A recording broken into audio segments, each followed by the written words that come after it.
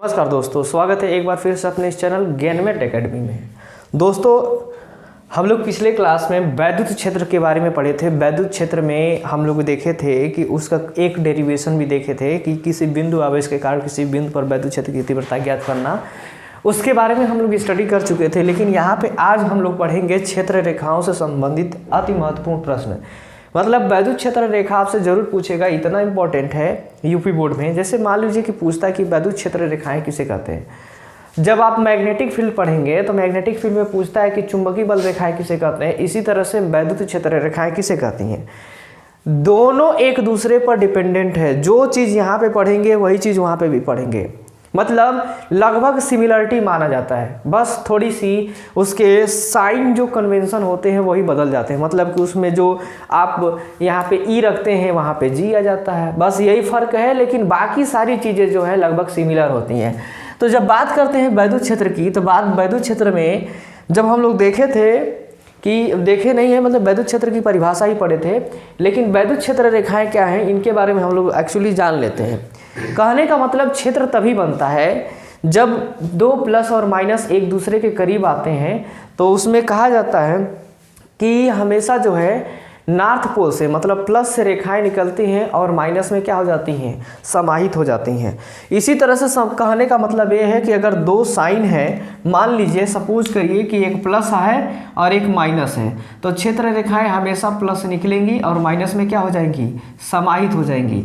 तो यही जो लाइन बनती है, यही लाइन क्या कहलाती है, क्षेत्र रेखा का रूप लेती है। इसी तरह से इसकी पहले परिभाषा को समझने की कोशिश करते हैं और हर एक बिंदु पर उसके क्षेत्र से संबंधित महत्वपूर्ण बातों को जानने की कोशिश करते हैं। बात करते हैं वैद्युत क्षेत्र रेखाएं।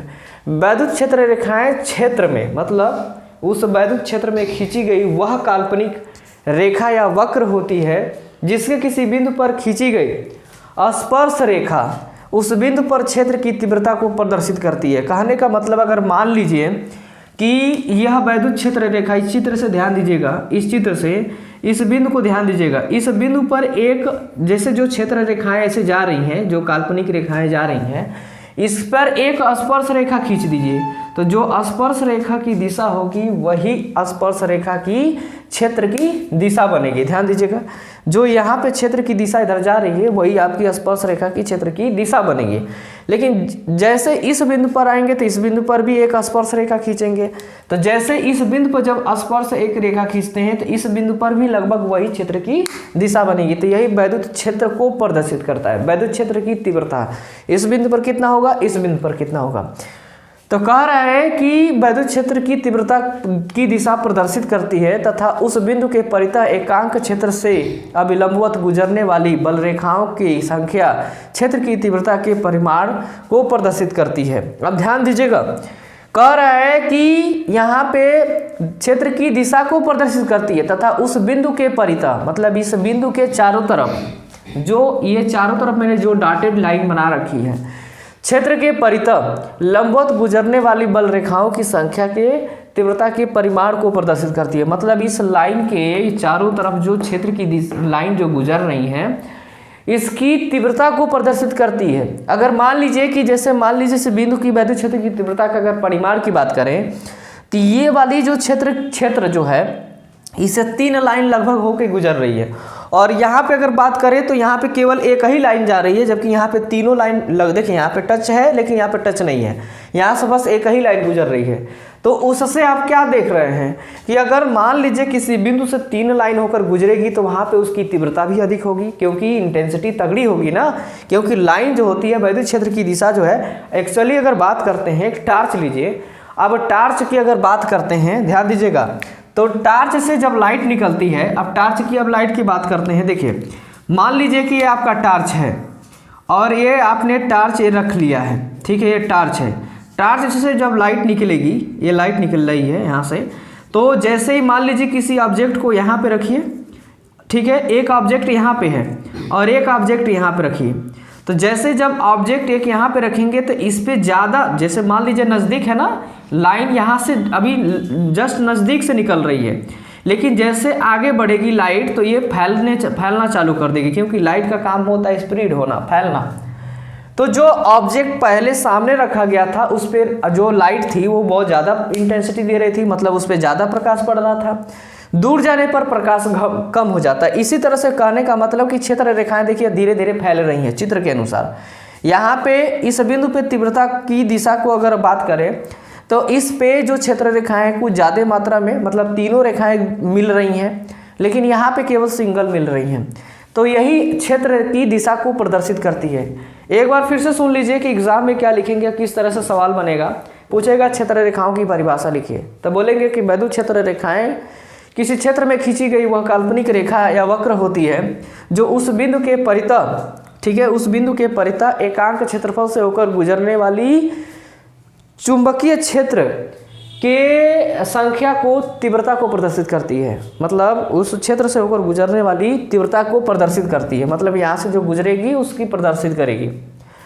अब आपको बताएंगे यहाँ पर बिंदु ए है और यहाँ पे बिंदु बी है, तो सवाल पूछ देगा। देखिए अगर आपसे इंपॉर्टेंट सवाल, जैसे आप मान लीजिए 12th क्लास में है तो जरूरी नहीं है कि 12th क्लास में ही रहेंगे, कंपटीशन तो देंगे ना, तो बोलेगा कि इस चित्र के अनुसार किस बिंदु पर वैद्युत क्षेत्र की तीव्रता अधिक होगी। देखिए इस चित्र के अनुसार अगर बात करते हैं तो किस बिंदु पर वैद्युत क्षेत्र की तीव्रता अधिक होगी। मान लीजिए कह देगा कि ए की वैद्युत क्षेत्र तीव्रता बी से अधिक होगी, पहला ऑप्शन। दूसरा ऑप्शन अगर बोल दिया नहीं बी की तीव्रता ए से अधिक होगी, ये दूसरा ऑप्शन हो गया। तीसरा ऑप्शन बोल दिया कि नहीं ए और बी दोनों कंडीशन में बराबर होंगे, और चौथा ऑप्शन कह दिया कि नॉट, इनमें से कोई ऑप्शन नहीं है। तो कहेगा कि इसमें से कौन सी बिंदु पर वैद्युत क्षेत्र की तीव्रता अधिक होगी। अगर वैद्युत क्षेत्र की तीव्रता की बात करते हैं तो देखिए तीनों लाइन गुजर रही है, यहाँ पे केवल एक ही लाइन, तो जहाँ अधिक से अधिक लाइन काटेगी वहाँ पे तीव्रता अधिक होगी, मतलब ये वाले पे बिंदु पर तीव्रता अधिक होगी। तो कौन सा ऑप्शन सही है? पहला नंबर ऑप्शन क्या हो जाएगा आपका? सही हो जाएगा, बाकी तीन ऑप्शन का आंसर गलत हो जाएगा। तो यहाँ पे बिंदु ए पर वैद्युत क्षेत्र की तीव्रता बी की अपेक्षा क्या होती है? तगड़ी होती है, प्रबल होती है। चित्र के अनुसार अगर बात करते हैं तो वैद्युत क्षेत्र में जिस स्थान पर बल रेखाएं पास पास होती हैं, मैंने वही चीज़ लिखा, पास पास होती हैं, वहाँ पे वैद्युत बल रेखाएं क्या होती हैं?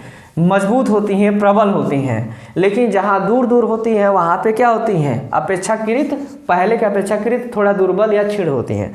तो कहने का मतलब कि जहाँ वैद्युत बल रेखाएं नज़दीक होती हैं उनकी तीव्रता इंटेंसिटी प्रबल होती है, जहाँ दूर हो जाती हैं उनकी इंटेंसिटी कम हो जाती है, दुर्बल हो जाती है। तो ये रहा वैद्युत क्षेत्र रेखाओं से संबंधित, ये हो गया परिभाषा, उसके कुछ कंडीशन और उसका चित्र याद रखिएगा। ये क्वेश्चन भी याद रखिएगा, ये कई जगह IIT मेंस या एडवांस एंड नीट तक क्वेश्चन पूछे गए हैं। अगर ये आपको मान लीजिए किसी प्रकार की कोई कमी या दिक्कत लग रही हो तो कमेंट बॉक्स में कमेंट करिए और पूछिए कि किस तरह की कमियां हैं और किस तरह की नहीं है। अगर आपको अच्छा लगे तो प्लीज़ चैनल को लाइक करें, शेयर करें, सब्सक्राइब करें। इसके बाद जो हम लोग पढ़ने वाले हैं वो पढ़ने वाले हैं क्षेत्र से जो वैद्युत क्षेत्र रेखाएं हैं इनके गुणधर्म के बारे में, मतलब वैद्युत क्षेत्र रेखाओं की क्या स्पेशल गुणधर्म है। तो चलिए हम अपने नए क्लास में बढ़ते हैं।